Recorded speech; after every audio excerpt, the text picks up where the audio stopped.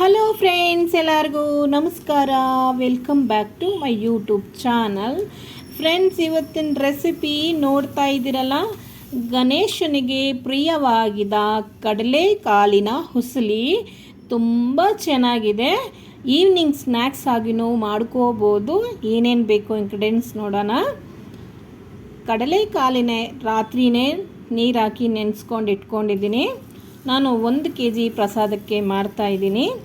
ಈಗ ಕುಕ್ಕರ್ನಲ್ಲಿ ಕಡಲೆಕಾಳು ಹಾಕ್ಕೊಂಡು ನೀರು ಹಾಕ್ಕೊಂಡು ಉಪ್ಪು ಹಾಕ್ಕೊಂಡಿದ್ದೀನಿ.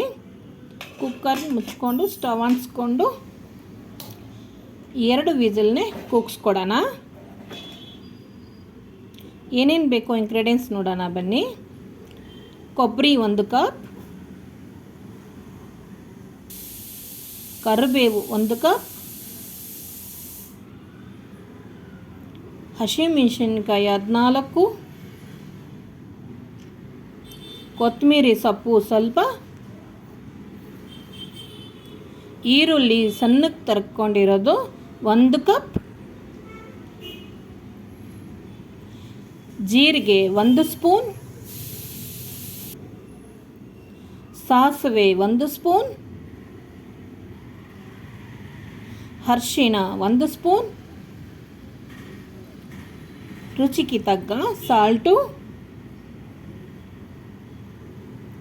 ಒಗ್ಗರಣೆಗೆ ಆಯಿಲ್.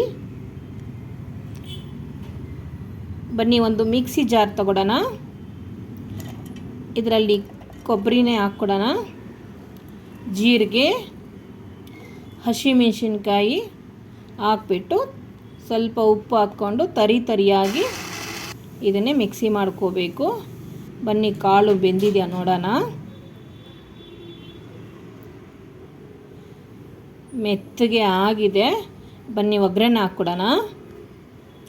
ಸ್ಟವ್ ಅಂಟಿಸ್ಕೊಂಡು ಒಂದು ಬಾಣಲಿ ಇಟ್ಕೊಂಡು, ಬಾಣಲಿ ಬಿಸಿ ಆಗಿದೆ. 3 ರಿಂದ 4 ಚಮಚ ಆಯಿಲ್ ಹಾಕ್ಕೊಡೋಣ. ಸಾಸಿವೆ ಚಿಟಪಟ ಅಂತ ಇದೆ.